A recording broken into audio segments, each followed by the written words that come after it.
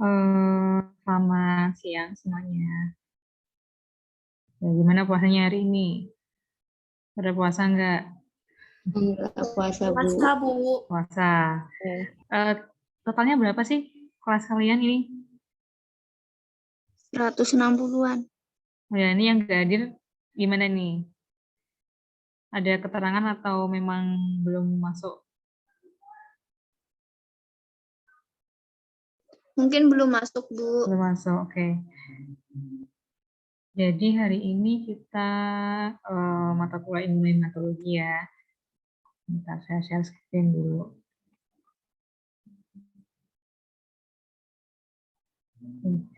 Sebenarnya kan materi saya itu eh, ada dua ya, minggu ini dan juga minggu depan. Nah, minggu pertama itu pembuatan suspensi sel eritrosit. Nah, kemudian minggu depan itu adalah cross-match rutin. Nah, karena materi pembuatan suspensi sel eritrosit ini cuman sedikit ya materinya karena hanya pembuatan, dan itu harusnya kan itu menjadi bagian dari kalau mau melakukan crossmatch. Jadi hari ini nanti mau saya langsung jelaskan dua materi tersebut, dari suspensi sel, pembuatan suspensi sel, dan juga crossmatch rutin. Ya, jadi hari ini materinya semua saya selesaikan yang dua materi saya. Kemudian untuk minggu depannya tidak ada Zoom, cuman saya nanti memberikan kuis, memberikan soal lewat e-Vickers. Gitu ya.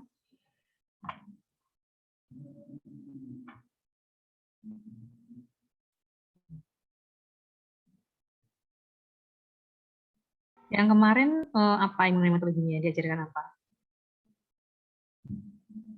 Masih ingat nggak? Apa? Pemeriksaan golongan darah metode tabung, Ibu. Golongan darah metode tabung. Oke. Nah, sekarang sebenarnya di imunohematologi itu jadi pemeriksaannya ujungnya ke itu ya, transfusi darah ya.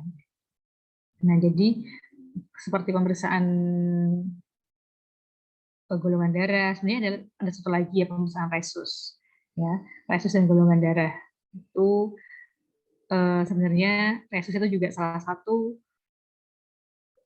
macam golongan darah ya, resus itu. Kemudian nanti ujungnya itu adalah untuk pemeriksaan transfusi darah. Jadi ada sebelum pemeriksaan transfusi darah, itu ada pemeriksaan pre-transfusi.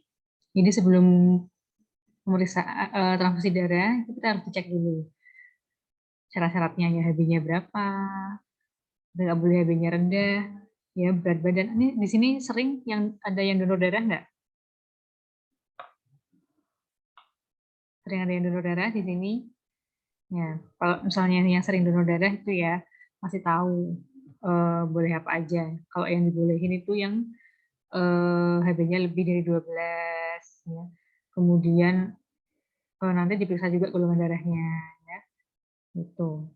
Nah, sekarang kita akan membahas pembuatan suspensi sel eritrosit. Jadi kapan dibuat suspensi sel ini? Sebenarnya jadi eritrosit yang ditransfusikan itu tidak boleh mengandung antigen yang relevan dengan antibodi dalam darah resipien. Resipien itu penerima donor darah. Sehingga harus dilakukan pencucian, menghilangkan plasma, antibodi protein dan globulin. Kemarin di pemeriksaan golongan darah itu diterangkan pemeriksaan golongan darah tabung nggak? Atau hanya yang slide? Diterangkan, Ibu. Nah, sebenarnya pas itu juga ada pencucian sel kan? Kalau kalian diterangkan nggak? Sebenarnya pas itu ada juga, kalau tabung harus dibuat eh, suspensi selnya. Jadi nggak pakai langsung darah EDTA tuh bukan. Jadi harusnya dibuat suspensi sel dulu. Nah, jadi selnya harus dicuci. Nah, ini eritrosit ya. Sebenarnya di eritrosit itu nggak hanya ada kalau golongan darah yang kita kenal kan ada ABO ya, sistem ABO dan resus ya. Jadi sebenarnya ini kan permukaan eritrosit. Di permukaan eritrosit itu nggak hanya ada antigen ABO dan resus. Ini ABO, ini resus. Di dunia kan dikenalnya cuma itu ya, tapi sebenarnya itu ada banyak lainnya, ada DAFI. Jadi sekitar ada 50 lebih golongan darah di dunia ini sebenarnya. Ada KEL, sistem KEL, ya ada Lutheran, ada sistem Lewis. Ya. Ini banyak sekali. Tapi kenapa kok cuman yang dipakai secara internasional itu cuman ABO dan Rhesus? Ya. Karena hanya sistem ABO dan Rhesus ini yang bersifat paling imunogenik. Jadi dia yang bisa menimbulkan antibodi. Yang sampai menimbulkan antibodi. Jadi kalau misalnya nggak sesuai golongan darah orang yang ditransfusi dan orang yang menerima, itu nanti bisa saling menghancurkan. Gitu. Tapi sebenarnya di eritrosit ini ada banyak antigennya ya. Gitu. Nah, untuk sebelum melakukan transfusi itu harusnya nanti dicuci dulu untuk menghilangkan antigen-antigen yang ada di permukaan eritrosit yang relevan dengan antibodi. Maaf, untuk menghilangkan antibodi ya, bukan menghilangkan antigen. Nah, tujuan dari pencucian sel darah merah ini tujuannya yang pertama untuk ini, menghilangkan sisa protein pada sel darah merah. Jadi protein-protein yang tersisa itu dihilangkan. Kemudian untuk menghilangkan sel-sel darah merah yang rapuh. Kan umur sel darah merah itu ada umurnya ya. Biasanya yang umurnya sudah tua itu dia mudah rapuh dan itu nanti kalau ikut direaksikan nanti dikira aglutinasi, padahal bukan. Padahal itu sel darah merah yang rapuh. Sehingga harus dihilangkan. Kemudian juga untuk menghilangkan auto-cold antibody. Ya. Kemudian juga untuk bisa menghilangkan formasi ruluk. Jadi ada formasi ruluk, kalau ada nanti dihilangkan semua. Nah, tujuannya ya untuk mendapatkan sel darah merah yang bebas protein atau globulin ya, yang nantinya akan dapat mengganggu pemeriksaan. Ya. Prinsipnya untuk pencucian sel darah merah ini dengan penambahan larutan salin atau NaCl 0,9 atau 0,85 ya. Kemudian itu di centrifuge, ya, maka antibodi di sekitar sel darah merah akan hilang.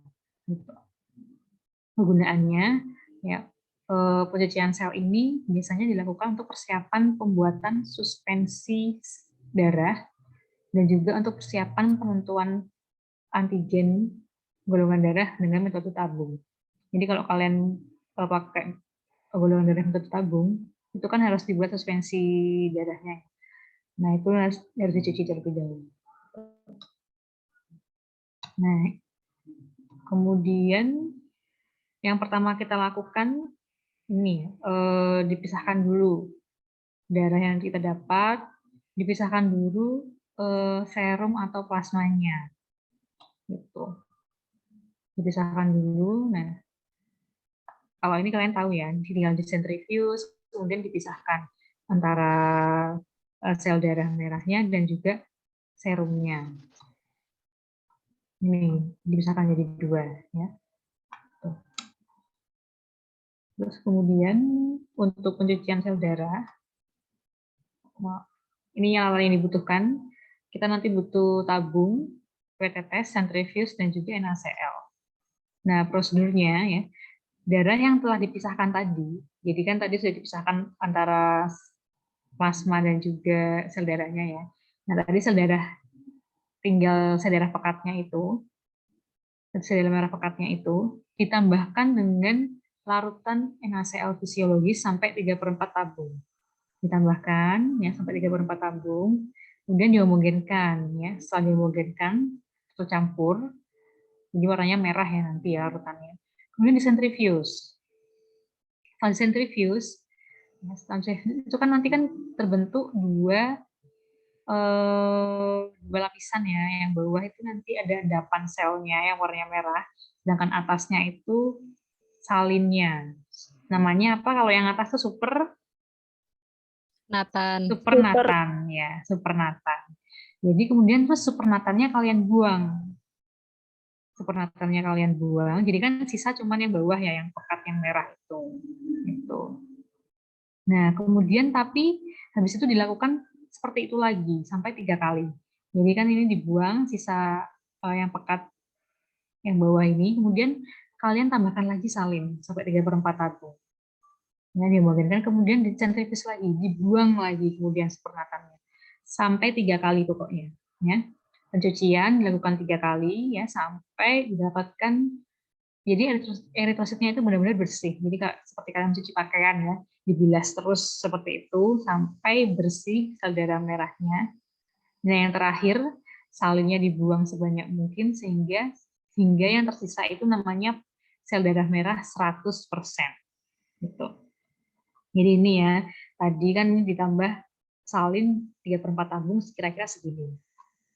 Kemudian setelah disentrifuge nanti akan memisah jadi 2 ya. Yang bawah ini sel darah merah pekatnya, yang atas itu supernatannya. Kemudian supernatannya dibuang, yang tersisa hanya ini sel darah merah pekatnya. Kalau sudah cuci 3 kali, ini namanya sel darah merah 100%. Itu pencucian sel darah merahnya. Ya. Kemudian sedangkan kalau membuat suspensi, jadi setelah dicuci, ya nanti sesuai kebutuhannya kita mau untuk apa, gitu. Nanti itu sel darah merah harus dibuat suspensi sel sesuai kebutuhan, ya. Jadi kalau misalnya kita mau golongan darah tupes, jadi kita nanti bikin suspensi sel 5%, gitu. Nah, kalau misalnya untuk yang lain-lain nanti ada sendiri ya. Cara pembuatan selnya sudah tahu belum? Kalau misalnya butuh 5%, ya berarti kan 5% kan 5/100. Ya, 5/100. Kalau disederhanakan bisa 1/20. Ya. Berarti satu endapan sel 100% ini satu bagian, kemudian larutan salinnya adalah 19 bagian. Jadi total kan 20. Jadi kan 1 dalam totalnya 20 medium salin. Seperti itu. Ya. Yang lainnya sama. Kalau 10% berarti satu bagian dalam ini. Medium salinnya 9. Jadi satu bagian dalam 10. Gitu. Tergantung kalian untuk apa gitu ya. Nah, kalau untuk crossmat, nah ini, kalau misalnya sudah jadi seperti ini nanti, suspensi sel 5%, tinggal dipakai. Nah, itu untuk pembuatan, untuk pencucian sel, ya, pencucian sel darah merah. Gampang ya, tujuannya juga jelas untuk mendapatkan sel darah merah yang bebas protein atau globulin, ya. Dari pencucian sel darah merah ini ada yang ditanyakan. Jadi sebenarnya ini bukan pemeriksaan ya, jadi itu suatu tahap sebelum ke pemeriksaan selanjutnya.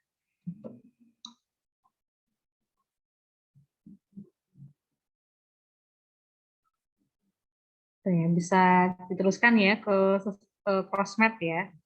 Jadi ini tadi adalah pencucian sel darah merah.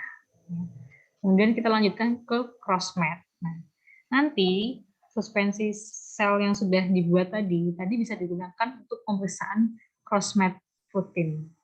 Yang metode tabung tadi, ya. Yang metode tabung, yang metode konvensional. Gitu. Nah, crossmat itu apa, Bu? Jadi crossmat yang namanya cross itu artinya apa? Cross. Cross artinya apa? Silang ya. Jadi itu merupakan reaksi silang. Kenapa disebut reaksi silang? Ya. Nanti akan kita bahas ya. Jadi kalau pengertiannya itu sendiri adalah uji in vitro. Berarti uji in vitro itu di luar sel tubuh ya. Di luar tubuh, yaitu mencampurkan darah donor dengan darah pasien. Ya. Bisa juga merupakan suatu seri pemeriksaan yang dilakukan pretransfusi, jadi dilakukan sebelum transfusi, untuk menjamin kecocokan darah yang akan ditransfusikan bagi resipien. Gitu. Jadi walaupun biasanya kan kalau misalnya kita butuh donor darah, pasti dicarikan yang sesuai golongan darahnya ya. Namun walaupun sesuai golongan darah, itu harus tetap dilakukan crossmat. ya, untuk mengetahui itu benar cocok nggak, ya. Tujuannya ini untuk mengetahui apakah sel darah merah donor itu dapat hidup di dalam tubuh pasien.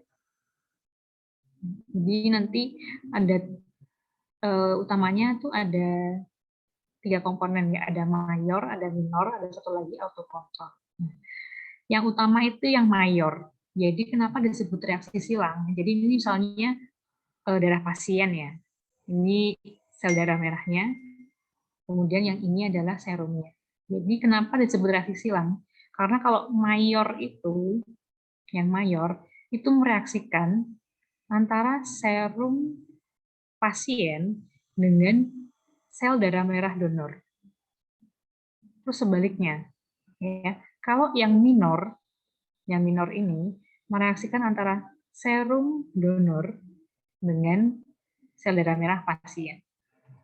Kalau kalian susah menghafalkan, yang dihafalkan salah satu aja. Yang utama adalah yang mayor. Yang mayor itu yang utama. Ya, jadi dia mau melihat darah donor ini nanti apakah dilawan oleh antibodi yang ada di serum atau plasma pasien. Itu. Apakah diterima? Gitu. Jadi kan untuk tujuannya transfusi kan memasukkan sel darah dapat tambahan darah ya. Nah, kalau darahnya ternyata dilawan sama penerima kan jadi nggak berguna nanti dilakukan transfusi. Nah, itu salah satu tujuan dilakukan crossmatch. Jadi untuk memastikan benar-benar sel darah merahnya donor itu nanti bisa hidup di dalam tubuh pasien atau penerima. Gitu. Jadi makanya yang mayor itu adalah sel darah donor, ya, sel darah merah donor direaksikan dengan serum pasien, yang dimana antibodinya kan ada di serum atau plasma, gitu ya. Cukup kalian apakan salah satu aja, nanti berarti yang minor itu kebalikannya, gitu. Dan pemeriksaan silang ini diperlukan ya untuk sebelum transfusi darah. Jadi wajib ada crossmatch dulu.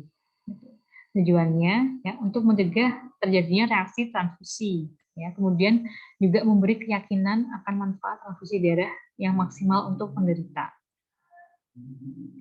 Jadi biar benar-benar bermanfaat transfusinya. Ya. Kalau misalnya ternyata darahnya dimasukkan itu malah dilawan sama antibodi penerima, jadi kan nggak bermanfaat. Jadi misalnya HB-nya ternyata turun nih, HB-nya rendah sekali, sehingga butuh diberikan transfusi berupa packed red cell, sel darah merah pekat. Kemudian setelah ditransfusikan ternyata nggak sesuai, jadi malah sel darah merahnya itu malah dihancurkan sendiri oleh antibodi yang ada di tubuhnya pasien, karena golongan darahnya nggak sesuai. Ya, itu kan sama aja ya, nanti HB-nya pasien nggak bisa naik dong. Jadi nggak bermanfaat transfusinya. Seperti itu. Kalau yang reaksi transfusi ini banyak ya, bisa ruam-ruam, bisa demam, jadi bisa yang ringan sampai yang berat. Yang berat itu biasanya sampai shock anafilaktik, sampai sesak nafas, yang bisa menyebabkan kematian ya kalau reaksi transfusi itu. Nah, nanti hasil akhirnya itu bisa kompatibel dan inkompatibel. Kompatibel itu apa? Kompatibel itu apabila sel darah merah yang ditransfusikan itu tidak dirusak oleh sistem imun pasien. Ya, dengan kata lain bisa hidup normal di dalam tubuh pasien, bisa diterima seperti itu. Jadi itu kompatibel darahnya. Ya. Kalau inkompatibel, apabila sel darah donor itu malah dirusak oleh sistem imun pasien, ya. Kerusakan ini bisa segera, bisa tertunda. Jadi reaksi transfusi yang terjadi itu bisa segera, bisa juga munculnya itu setelah 1 jam, 2 jam, seperti itu. Oke, itu tujuan crossmatch. Sampai di sini ada yang tanyakan? Mungkin ini ya yang bingung ini ya. Nah, yang tadi saya bilang, komponen crossmatch. Jadi nanti ada 3 komponen, ada mayor, minor, dan juga auto control. Ya.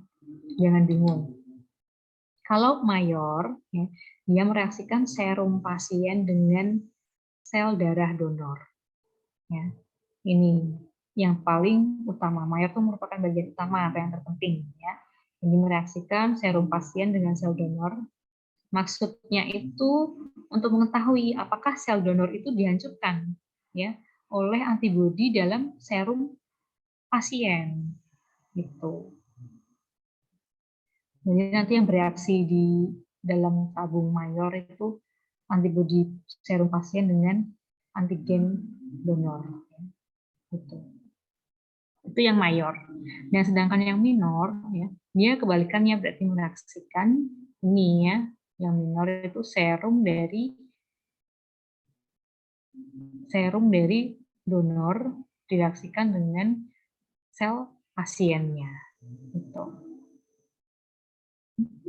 Yang reaksi minor ini untuk mengetahui apakah sel pasien ya nanti akan dihancurkan oleh plasma yang ada dalam darah donor itu.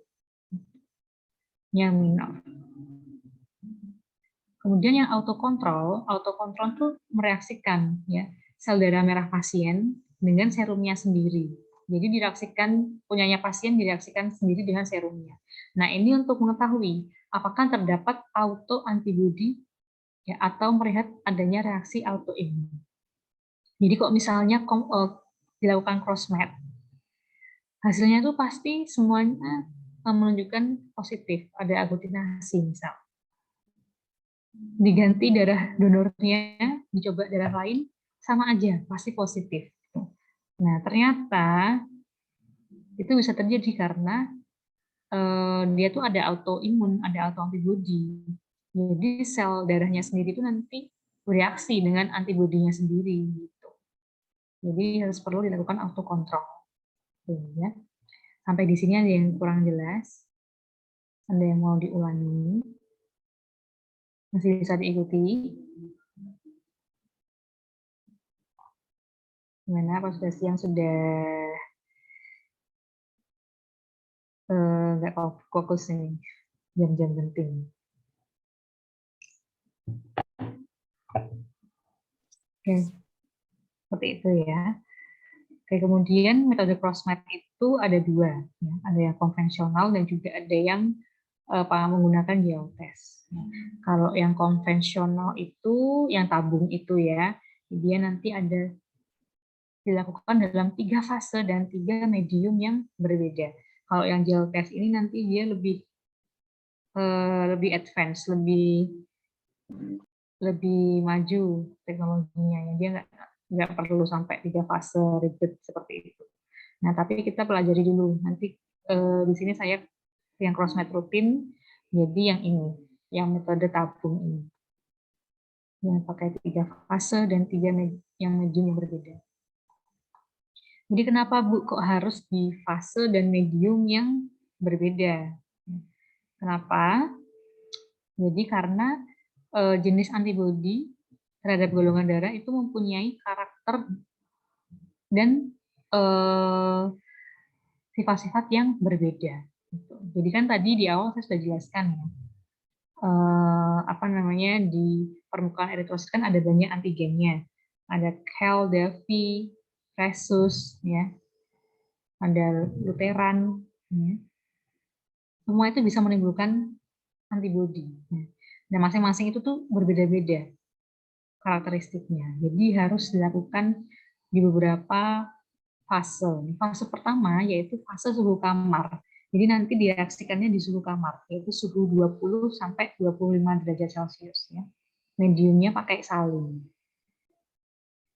Ini nanti untuk mendeteksi adanya antibodi komplit. Nah, nanti antibodi yang bisa terdeteksi di sini adalah ini.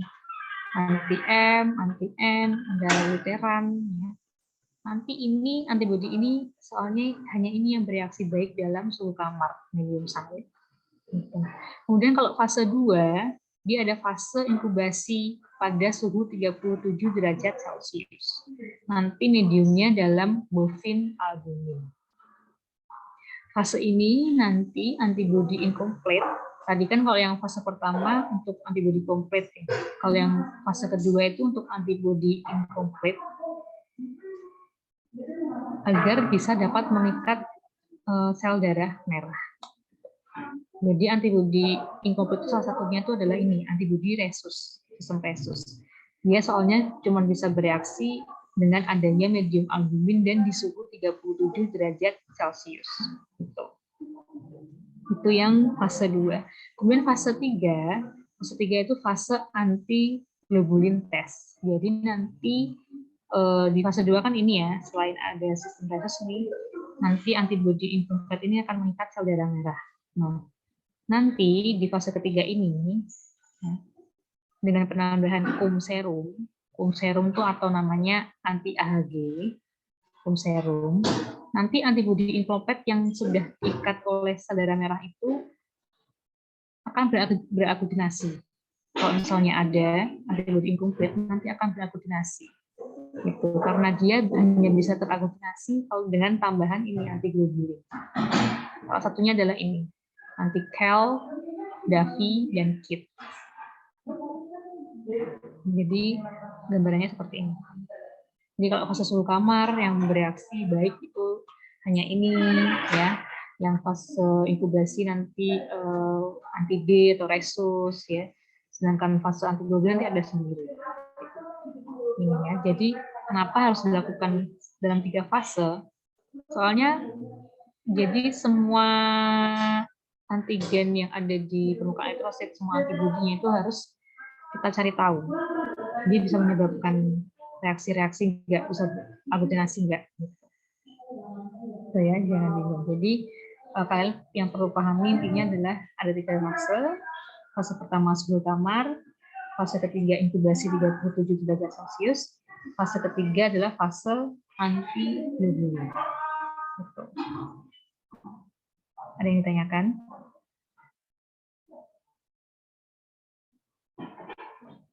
Yang belum? Saya lanjutkan ya. Nah, ini menurut urgensinya, ya. Jadi permintaan darah bagi seseorang pasien itu dibagi menjadi 3 kategori. Ada crossmat rutin, crossmat emergensi, dan crossmat persiapan operasi. Ini tergantung urgensinya ya. Kalau rutin itu butuh darah tapi tidak terlalu urgent. Kalau misalnya yang emergensi itu jadi kalau ada situasi urgent yang sampai membahayakan nyawa, itu nanti proses crossmatnya juga dipercepat. Nanti ada sedikit berbeda sedikit prosedurnya seperti itu. Sedangkan kalau persiapan operasi itu kan nggak urgent ya, nanti juga berbeda sendiri urutannya. Nah sekarang karena saya dapat materi yang rutin, crossmat rutin, jadi saya akan menjelaskan yang crossmat rutin. Jadi crossmat rutin menggunakan metode tabung tujuannya untuk menentukan cocok tidaknya donor darah dengan darah penerima ya, untuk persiapan transfusi darah. Kemudian prinsipnya ya, sel donor itu dicampur dengan serum penerima. Ini di tabung mayor ya. Tabung mayor kan sel donor dengan serum resipien ya. Kemudian yang minor sel penerima dicampur dengan serum donor. Nanti dalam bovin albumin nanti akan terjadi aglutinasi atau enggak ya. Kemudian dicek kalau misalnya ada aglutinasi berarti dia darahnya tidak cocok. Gitu. Jadi nanti kita butuh masing-masing darah pasien dan masing-masing darah donor ya. Jadi nanti masing-masing ini akan dipisahkan dulu ya, seperti tadi kita mau uji sel, dipisahkan dulu plasmanya dan juga suspensinya. Kalau untuk crossmat tabung kita butuh suspensi sel 5%. Kalau buat suspensi 5% berarti tadi perbandingannya berapa? Suspensi 1%-nya 1 bagian, kemudian salinnya 19. Oke, seperti itu ya. Kalau darah pasien kan, kalau darah pasien biasanya kita ambil langsung ya. Pasiennya kan yang butuh biasanya di rumah sakit kita ambil langsung bisa pakai nanti diberikan ADTA 3 bulan ya. Nah kalau sampel darah donor kan biasanya kan ditabung di ini ya, di kantong darah seperti ini ya. Nah ini kan nggak mungkin kita ambil sedikit itu nggak mungkin. Jadi biasanya kalau di PMI nanti tuh ada ini, ada selang-selang, jadi nanti ada selang-selang sisa-sisa seperti ini. Nah, nanti itu petugas PMI ambilnya plasmanya dari ini, yang kuning ini, dan darah donornya itu dari yang merah ini. Mereka biasanya ambilnya dari itu, jadi nggak mengambil yang dari dalam kantong. Jadi dalam kantong itu tetap steril posisinya, seperti itu. Ya. Kemudian reagen yang dibutuhkan ada NaCl 0,85 atau 0,9%. Kemudian butuh bufin albumin 22%. Kemudian juga butuh ini, yang hijau itu adalah cum serum atau nama lainnya itu anti-human globulin. Sedangkan alatnya ada tabung serologi, kita pakainya tabung yang kecil ya, bukan tabung reaksi, itu tabung serologi. Kemudian pipet tetes, kemudian centrifuge, ada water bath, ada mikroskop, dan juga ada object glass. Nah, tadi kan ada bufin albumin ya. Tadi bufin albumin dipakai di fase berapa? Masih ingat? Fase 1, 2, atau 3? Fase 2. Fase 2 ya, fase 2. Kenapa kok harus ditambah bufin albumin ya? Jadi fungsinya bufin albumin ini untuk menurunkan zeta potensial. Ya. Jadi apa itu zeta potensial? Zeta potensial adalah muatan negatif pada permukaan eritrosit yang menyebabkan terjadinya gaya tolak-menolak pada eritrosit. Jadi kalau zeta potensialnya tinggi, ini menyebabkan menyebabkan sel yang coated dengan antibodi itu berdekatan satu sama lain.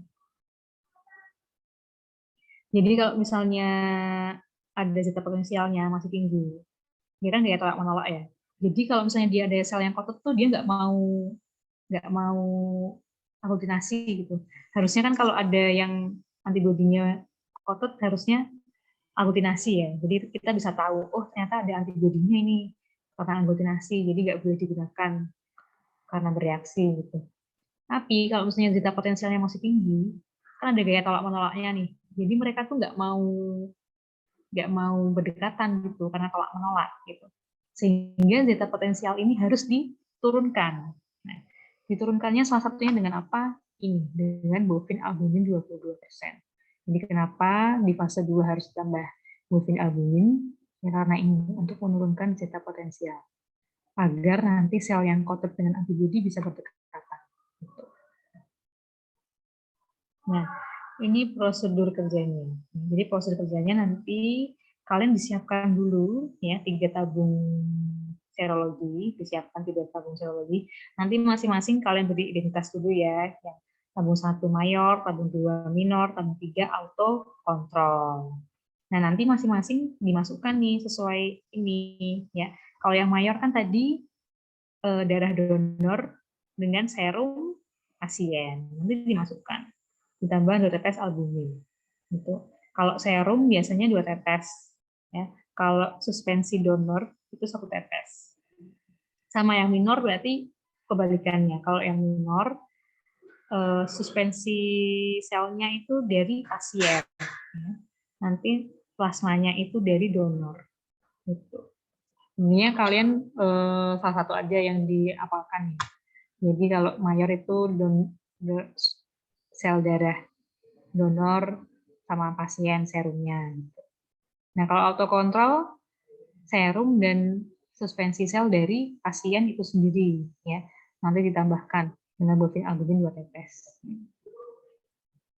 Kemudian setelah semua dimasukkan sesuai ini ya, sesuai ini dimasukkan ke dalam masing-masing tabung, dihubungkan dulu. Kemudian kalian sentrifuge-nya cuma sebentar. Kalau pakai 3000 rpm itu cuma 15 detik. Ini cuma sebentar. Kemudian kalian ambil dan amati hasilnya. Kalau misalnya dia ada aglutinasi atau hemolisis, berarti dia nggak cocok. Atau incompatible, berarti tidak boleh diteruskan, nggak usah diteruskan ke fase selanjutnya. Cukup fase 1 aja, berarti dia udah darahnya nggak cocok. Berarti darahnya nggak boleh digunakan, nggak boleh keluar. Kalau misalnya dia negatif, ya, nggak ada hemolisis, nggak ada aglutinasi, itu bisa kalian teruskan ke fase 2. Nah, fase 2, tabung tadi tinggal kalian inkubasi ya di water bath suhu 37 derajat Celcius selama 15 menit. Gitu. Karena kan sudah ada albumnya ya. Setelah itu baru disentrifuge ya, kemudian dilihat lagi. Kalau misalnya dia ada aglutinasi atau hemolisis ya, berarti dia nggak cocok atau incompatible, ya, jadi nggak boleh lanjut ke fase 3, jadi sudah stop, darahnya nggak boleh keluar, ya. Nggak boleh didonorkan untuk pasien itu. Kemudian kalau dia ternyata negatif, baru bisa diteruskan ke fase 3 ya, yaitu fase anti-human globulin. Nah, kalau fase ini, tabung-tabung tadi, kalian harus cuci dulu, ya. Cuci dulu dengan salin, ya.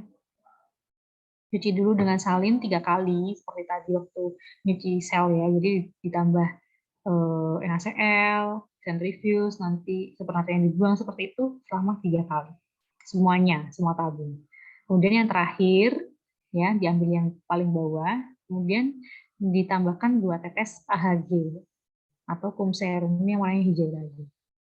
Setelah ditambahkan AHG, baru ya disentrifuge, kemudian sama dibaca reaksinya.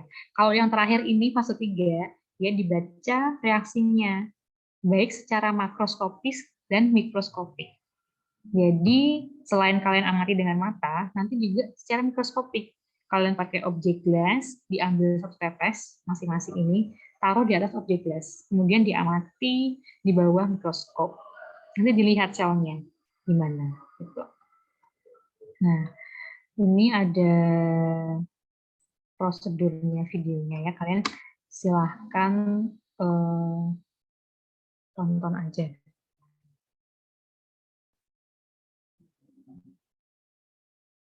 Jalan nggak videonya?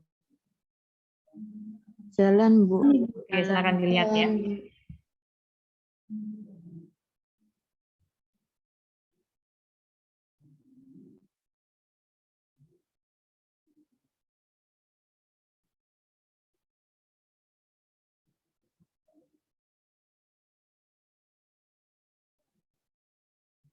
Ibu nggak ada suaranya.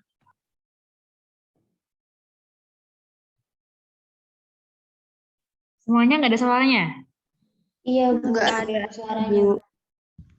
Keputus-putus. Ya, sebentar.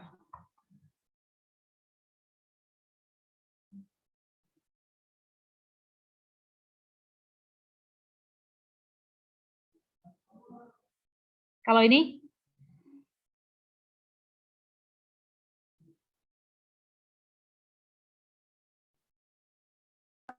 Belum kedengaran. Belum ada suaranya, Ibu. Mungkin stop share screen terlebih dahulu, lalu di share screen ulang, Bu. Di apa?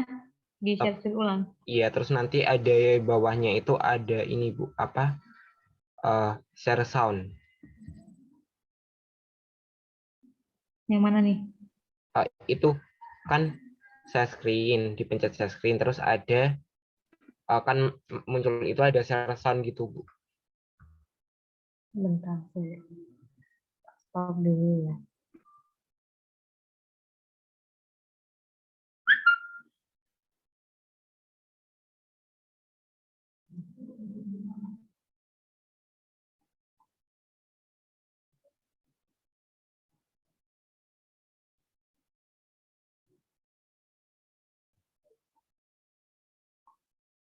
Nggak ada nih.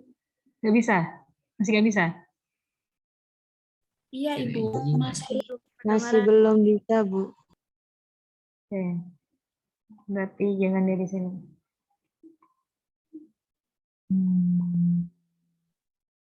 Itu bukan sebelum share screen tuh ada pilihan tab mana yang mau di share screen ya, Bu. Habis itu di bawahnya ada share sound, terus satunya lagi ada optimize for video clip. Nah, itu dicentang, Bu, yang share sound-nya.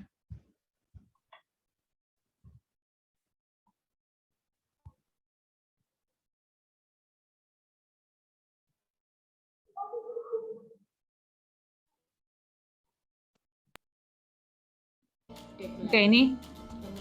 Sudah ada, Ibu. Sudah? Sudah, Ibu. Sudah. Ya, Bu. Ya, terima kasih tutorialnya. Ya, Bu. Saya ulangi ya. Ini ada nggak? Ada, Bu. Ada, Ada, Bu. Ibu. Oke, silakan disaksikan. Halo, Assalamualaikum. Hari ini kita akan belajar tentang pemeriksaan cross-match protein. Alat dan bahannya adalah sebagai berikut. Yang pertama adalah tabung serologis, kemudian pipet Pasteur, bisa juga menggunakan pipet tetes. Setelah itu, objek glass, D-glass. Kemudian bahannya suspensi sel 5%, baik donor maupun pasien. Kemudian serum atau plasma, donor maupun pasien. Setelah itu, bovin serum albumin 22% dan foam serum. Selain itu, kita menggunakan mikroskop dan water bath. Setelah itu, kita membutuhkan tabung serologis yang sudah dilabel mayor dan minor. Untuk tabung mayor, isinya adalah 2 tetes serum penderita atau pasien. Setelah itu ditambah 1 tetes sel donor 5%.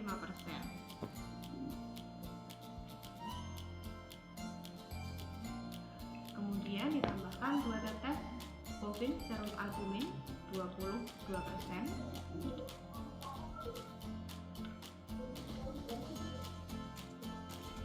Untuk tabung minor, kita masukkan 2 tetes serum donor.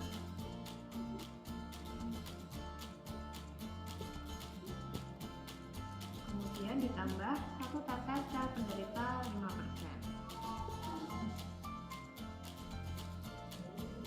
Kemudian ditambahkan bovin serum albumin 22% sebanyak 1 tetes.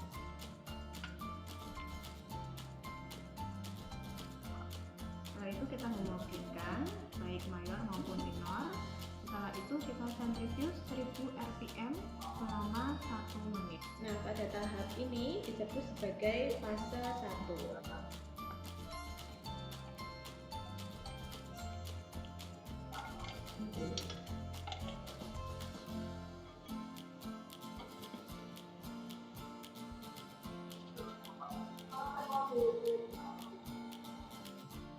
Setelah disentrifuge, kita homogenikan.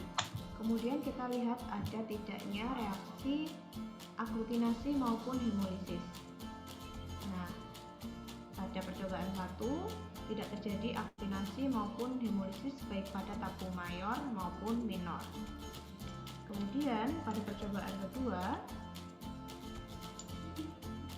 baik pada tabung mayor dan minor terjadi aglutinasi. Karena pada percobaan kedua terjadi aglutinasi pada fase 1, maka tidak perlu dilanjutkan menuju ke fase kedua. Sedangkan yang tidak terjadi aglutinasi, percobaan pertama dilanjutkan ke fase kedua. Pada fase kedua, kita masukkan tabung mayor dan minor ke dalam water bath dengan suhu 37 derajat Celcius, kemudian kita inkubasi selama 15 menit. Setelah diinkubasi 37 derajat Celcius selama 15 menit, kemudian kita sentrifuge 1000 rpm selama 1 menit.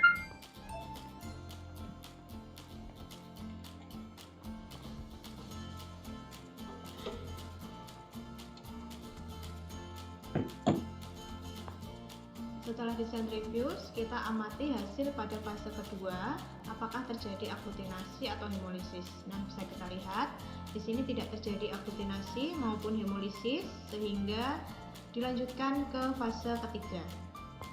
Pada fase ketiga, kita cuci terlebih dahulu tabung mayor dan minor dengan NaCl fisiologis.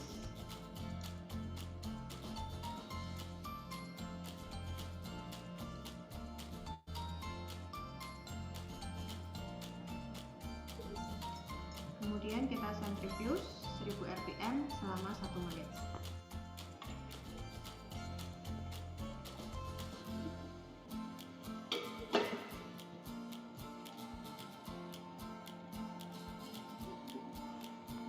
Setelah disentrifuge, kita pisahkan bagian supernatan.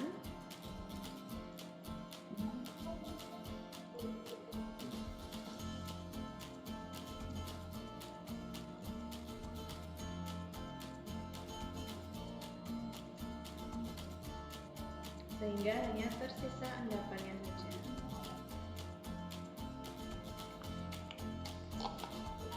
Baik untuk tabung mayor maupun tabung minor.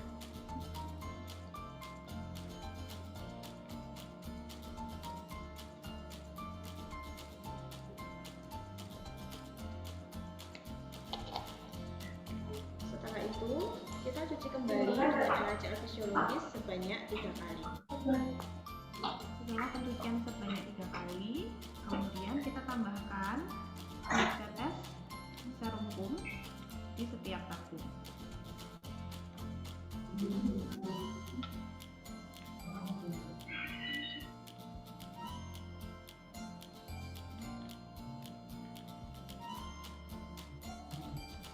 Kemudian kita homogenkan, lalu kita sentrifuge 1000 rpm selama 1 menit.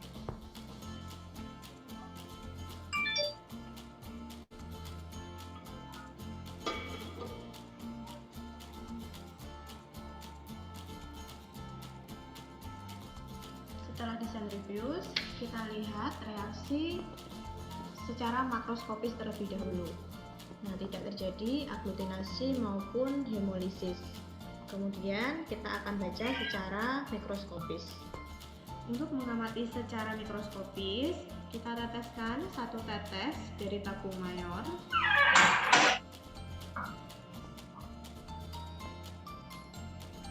dan 1 tetes dari tabung minor.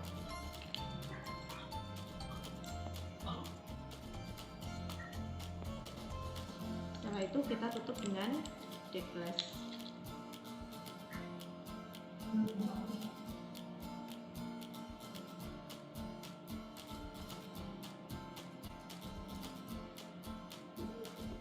Setelah itu kita amati dengan mikroskop dengan perbesaran 100 kali. Kita amati secara mikroskopis bentuk eritrositnya. Nah, di sini tidak ada aglutinasi dan eritrosit masih berbentuk utuh. Ini adalah contoh secara mikroskopis eritrosit. Ini adalah contoh. Ya. Jadi kelihatan bedanya ya kalau yang negatif itu selnya satu-satu seperti ini. Jadi dia nggak ada aglutinasi. Sedangkan kalau yang masih berbentuk utuh. ada aglutinasi dia seperti ini. Contoh secara mikroskopis. Dia ada relux-reluxnya ya, beragregat satu sama lain. Eritrosit yang beraglutinasi. Setelah kita amati hasil pada fase ketiga, baik secara mikroskopis maupun makroskopis tidak terjadi aglutinasi, maka dapat disimpulkan bahwa darah pendonor dengan darah pasien cocok. Nah, setelah mendapatkan hasil, seperti biasa tulis pada laporan yang sudah disediakan. Kemudian cuci alat sampai bersih, kembalikan reagen ke tempat semula. Demikian video tutorial kali ini. Terima kasih. Wassalamualaikum warahmatullahi wabarakatuh. Oke, seperti itu ya.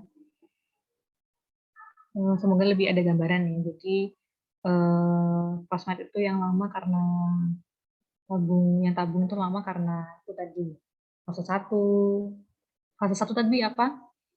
Fase suhu ruang ya. Kemudian fase 2 adalah fase inkubasi ya, ditambah buah final bumi juga.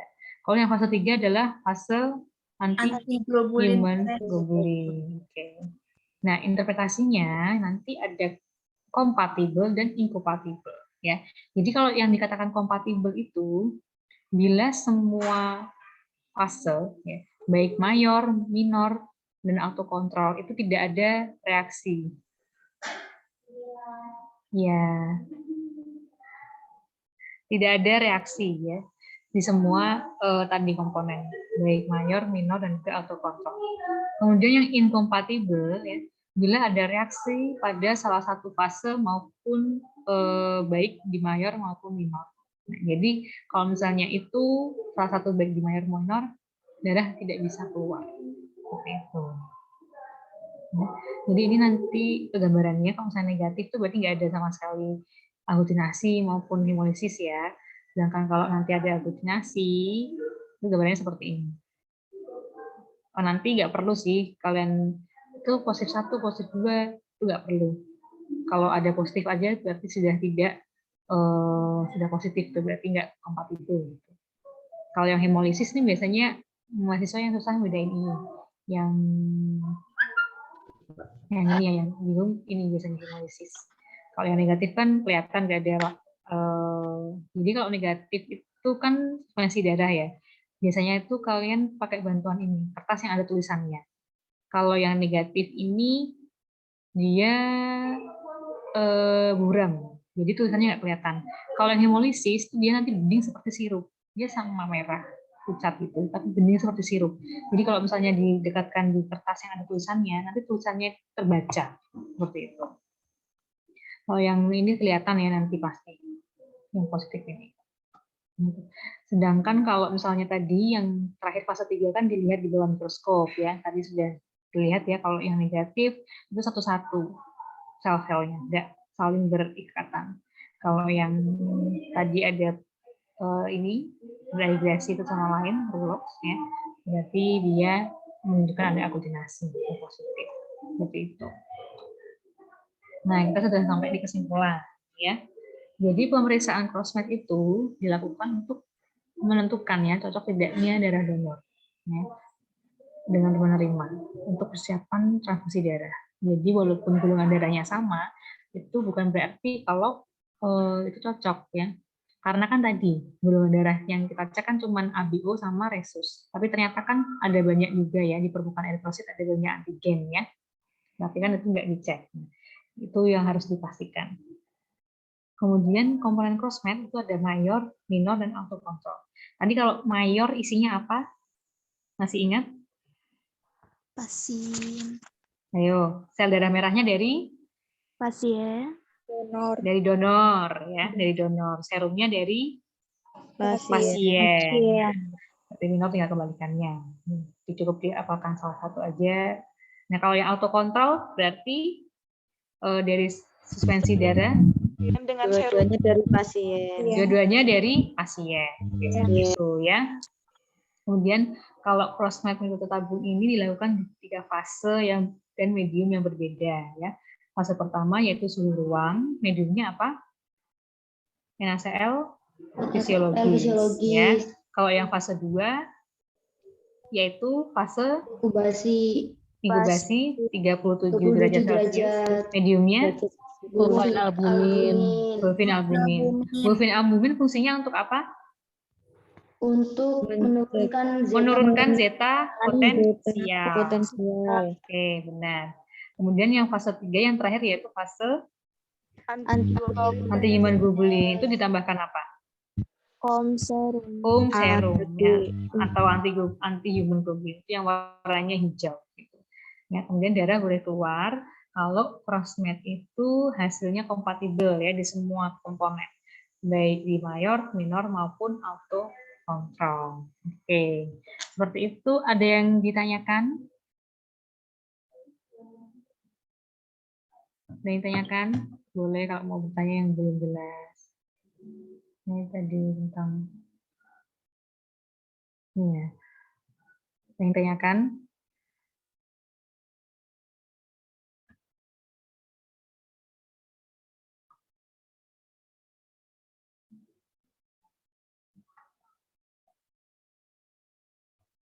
Nggak ada, cukup. Oke, kalau cukup berarti pembuatan suspensi sel dan juga crossmatch sudah saya jelaskan hari ini ya. Nah, untuk minggu depan berarti tidak ada Zoom, tapi nanti saya berikan kuis lewat e-Vickers. Seperti itu ya. Nanti kita tolong CPN-nya. Nanti saya diingatkan. Kayak gitu. Sudah jam 2 ya, lumayan. Kalian sambil ngabuburit ya kuliah. Oke, kalau nggak ditanyakan, terima kasih. Semoga bisa kalian pahami ya. Nanti silahkan, nanti materinya saya upload. Saya upload aja deh, nggak apa-apa. Sebelum kuisnya nggak apa-apa. Biar kalian bisa belajar juga. Oke, terima kasih. Wassalamualaikum warahmatullahi wabarakatuh. Waalaikumsalam warahmatullahi wabarakatuh.